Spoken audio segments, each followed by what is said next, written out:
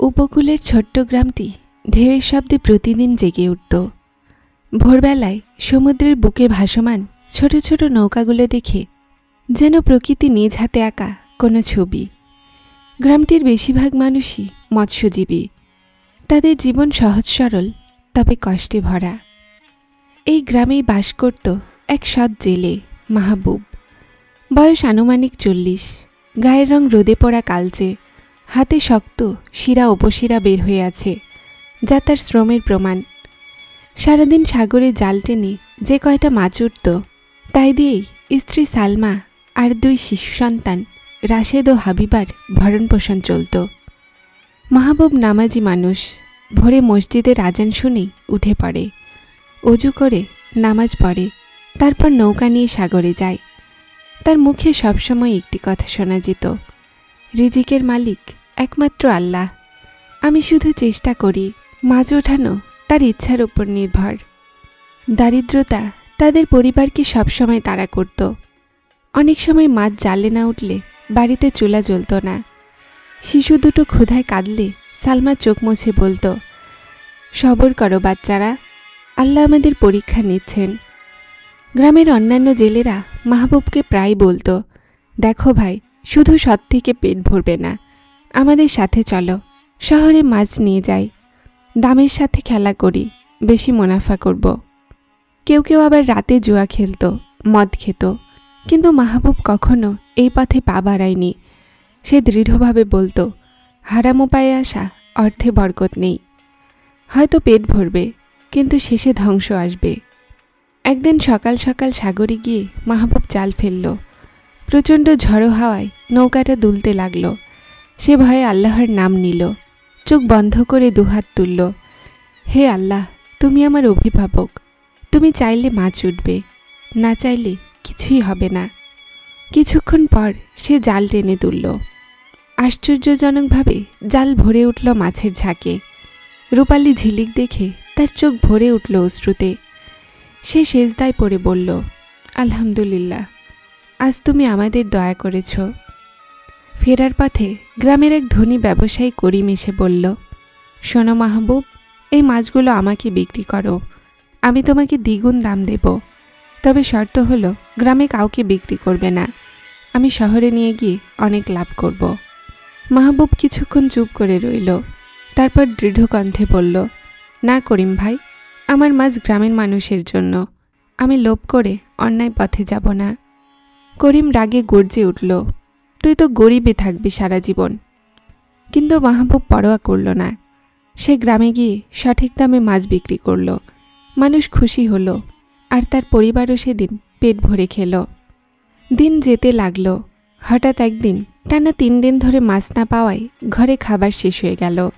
বাচ্চারা কাঁদছে, সালমার চোখে পানি। চতুর্থ দিনে সে আবার সমুদ্রে গেল, কিন্তু ঘন্টার পর ঘন্টা কেটে গেল, তবুও কোনো মাছ উঠল না। হঠাৎ জালে ভারী কিছু ধরা পড়ল। সে টেনে তুলে দেখে একটা সোনার মুদ্রায় ভরা থলি। সূর্যের আলোয় মুদ্রাগুলো ঝলমল করছে। মাহবুবের চোখ বিস্ফোরিত হয়ে গেল। তার মনে কুচিন্তা এলো, এই টাকায় আমি ঘর বানাতে পারি, ছেলে মেয়েদের পড়াশোনা করাতে পারি, এটাই তো আমার মুক্তির পথ। কিন্তু সাথে সাথেই অন্তরে এক সৎ আওয়াজ ভেসে এলো, এটা কি হালাল রিজিক? এটা কি তোমার পরিশ্রমের ফল? সে দ্বিধায় পড়ল। একদিকে ক্ষুধার যন্ত্রণা, অন্যদিকে আল্লাহর ভয়। অবশেষে সে থলিটি নিয়ে গ্রামে গিয়ে সবার সামনে ঘোষণা করল। মসজিদের ইমাম বললেন, মাহবুব, তুমি বড় পরীক্ষা দিয়েছ। অনেকে হলে লোভে পড়ে যেত, কিন্তু তুমি প্রমাণ করেছ যে আল্লাহভীরু মানুষ সবসময় আমানতের হক আদায় করে। পরে জানা গেল এটা গ্রামের এক বৃদ্ধা বিধবার টাকা, যিনি চিকিৎসার জন্য জমিয়েছিলেন। তিনি কান্নায় ভেঙে পড়ে বললেন, তুমি আমার জীবন বাঁচালে, আল্লাহ তোমাকে উত্তম প্রতিদান দিক। এই ঘটনার কিছুদিন পর রাজ্যের বাদশাহ খবর পেলেন। তিনি দূত পাঠালেন মাহবুবকে নিয়ে আসার জন্য। বাদশাহ দরবারে মাহবুবকে দেখে বললেন, আমি তোমার সততার গল্প শুনেছি। আজকের দিনে এমন মানুষ বিরল। আমি তোমাকে সমুদ্র তীরের জন্য কিছু জমি দান করছি। তুমি এখন শুধু নিজের পরিবার নয়, গ্রামের অন্য জেলেদেরও নেতৃত্ব দেবে। মাহবুব কেঁদে ফেলল, সিজদায় পড়ে শুকরিয়া আদায় করল। নতুন জমি পেয়ে মাহবুব অহংকারী হলো না, বরং সে গ্রামে মসজিদ বানালো, গরিবদের সাহায্য করল। সে গ্রামের এক বৈঠকে বলল, ভাইরা, মনে রেখো, হারাম উপায়ে যা আসবে তা ধ্বংস হবে, কিন্তু আল্লাহর ওপর ভরসা করলে দরজা খুলে যায়। মানুষ তার কাছ থেকে শিক্ষা নিতে শুরু করল। জুয়ার আসর ভাঙল, মদের দোকান বন্ধ হলো, গ্রামের পরিবেশ বদলে গেল। কিছু বছর পর ভয়াবহ ঝড় এলো, সমুদ্র উত্তাল হয়ে উঠল, অনেক নৌকা ডুবে গেল, বহু জেলে মারা গেল। মাহবুব তখন নৌকায় ছিল, বাতাসে নৌকা দুলছে, ঢেউ নৌকার উপরে উঠে আসছে। সে আল্লাহকে ডাকল, হে আল্লাহ, যদি আজ মৃত্যু আমার জন্য লিখে থাকেন, তবে আমাকে ঈমানের সাথে মৃত্যু দিন। অলৌকিকভাবে ঝড় থেমে গেল, নৌকাটা ভেসে রইল। সে বাঁচল, কিন্তু গ্রামে গিয়ে দেখল বহু পরিবার বিপদে পড়েছে। তখন সে নিজের জমি, ধন সব খুলে দিল গরিবদের জন্য। বছরের পর বছর কেটে গেল। মাহবুব একসময় বৃদ্ধ হল। মৃত্যুশয্যায় শুয়ে সন্তানদের বলল, বাচ্চারা, মনে রেখো, রিজিকের মালিক আল্লাহ। লোভ করো না, হারাম করো না। সততা ও আল্লাহর ওপর ভরসায় মানুষের সবচেয়ে বড় সম্পদ। তার চোখে অশ্রু ঝরল।